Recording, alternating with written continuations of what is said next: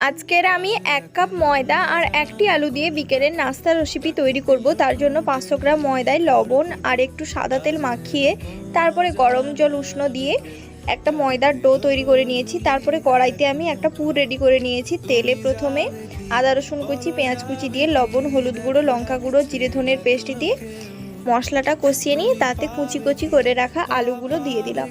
তারপরে কিছুক্ষণ নাড়াচাড়া করে সামান্য জল দিয়ে দিলাম। তারপরে রান্নাটা হয়ে এলে ওপর থেকে কাঁচা লঙ্কা কুচি আর পেঁয়াজ কুচি দিয়ে দিয়েছি। তারপর পরোটাটা বেলে আমি তার মধ্যিখানটায় আমি তরকারিটা দিয়ে দিয়েছি পুর ভরা।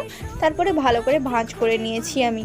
চারদিকটা কিন্তু জল দিয়ে তোমাকে সেট করতে হবে। এই প্রসেসে প্রত্যেকটা পরোটার মধ্যিখানে কিন্তু পুর দিয়ে ভালো করে সেট করে নিতে হবে। চলো আমি রেডি করে নিই সব। তারপরে রেডি করা হয়ে গেলে কড়াইতে তেল দিয়ে আমি 2 পিঠ লাল করে ভেজে নিলেই রেডি আমাদের বিকেলের নাস্তা। এগুলো তোমরা বাচ্চাকে টিফিনেও দিতে অবশ্যই বাড়িতে একবার ট্রাই করো। আর ভালো লাগলে